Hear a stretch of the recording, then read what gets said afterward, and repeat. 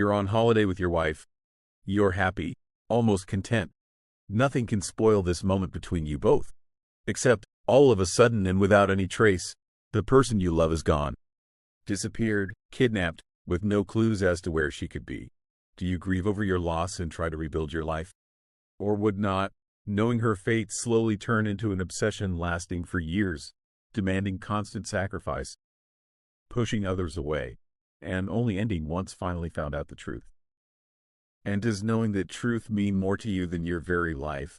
Because in George Sluizer's 1988 psychological thriller The Vanishing, one man is about to be asked that very question and make such a decision. Based on the novella The Golden Egg, written by Tim Krabbé, The Vanishing, or Spoiloos in Dutch, which translates to Without a Trace, follows the life of Rex Hoffman, played by Gene Bervoets, whose wife, Saskia, goes missing at a service station in France. In film's opening, after 3 years of relentless searching, Rex receives several postcards from the kidnapper asking to meet at a cafe but then never revealing himself in person, frustrating a paranoid Rex, who later makes a televised public appeal to the kidnapper, asking them to only tell him what happened to Saskia and nothing more, which the kidnapper agrees. 2. Sluizer's direction of the story's dark exploration of human nature is replete with tension from the film's first scene, rarely letting up even in moments of quiet reflection, thanks to the obsessive performance of Bervoets, whose character's steely determination to find out what happened to his wife places more and more strain upon his mental health and costs him another relationship with a new lover.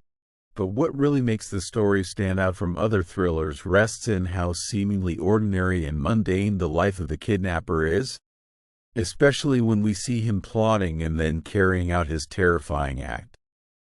The banality of evil is well and truly present here as the life and psychology of the kidnapper is gradually revealed to us, depicting not a monster akin to Hannibal Lecter, but instead something far more horrifying, an unassuming, regular person. Stanley Kubrick, no stranger to the darker side of human nature, commented to Sluizer that The Vanishing was the scariest film he had ever seen, watching it no less than 10 times.